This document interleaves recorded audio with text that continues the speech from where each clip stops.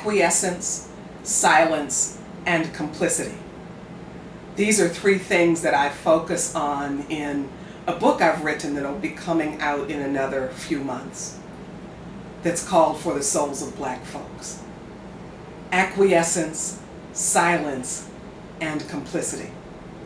I'm talking about that now and writing about it because as we are approaching some critical issues for all of us to look at, whether we're black or white or Latino or Native American or Asian, there's so many issues in this nation for us to look at.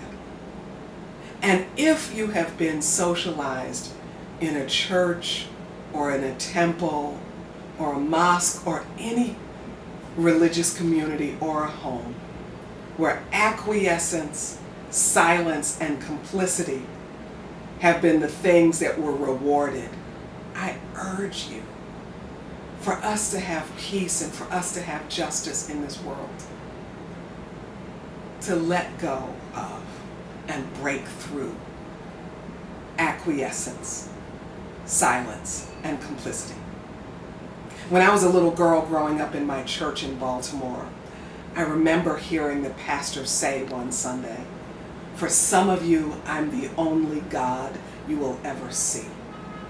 And in this congregation of over 1,000 people, I observed people murmuring and looking at one another, etc., etc.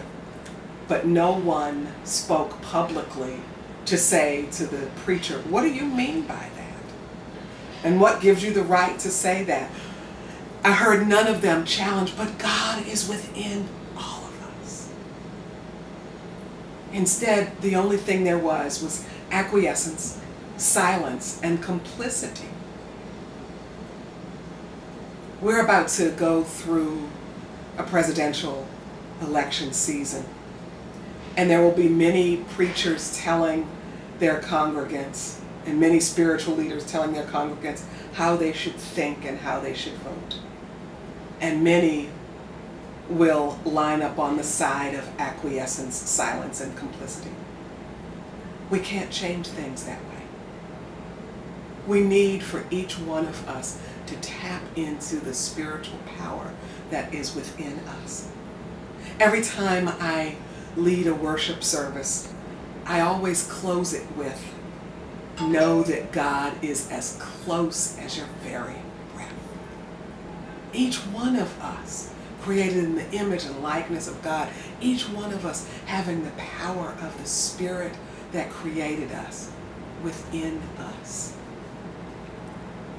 No one has the right to tell you what to think. Even as I'm speaking now, I'm urging you to use your own spiritual power, your own voice, whether you agree with me or not, but for you to go in your own heart and determine for yourself what is right, what is true for you. I want to read something to you that was spoken by Judith Nash. You may know her name. She was one of the principal organizers of the Freedom Riders, who made major strides in breaking through the color barriers, the discrimination of public transport in the South. So last year, Judith Nash said this: "Charismatic leadership as we have known it has not saved anyone. Instead of being a vehicle to liberation, it is really a symptom of social illness. For an adult to think that he or she needs a leader, somebody to tell them what to do, and all they have to do is do it, is a symptom of social illness." Wow, here she is, 50 years later, still saying some very bold things, and I thank you, Judith Diane Nash, for saying that. Diane Judith Nash for saying that. I'm urging you whatever your background, your religious background, your family background. Please tap into the spiritual power within you that is inherent in your being. Vote by your own conscience. Make decisions guided by the Spirit within you.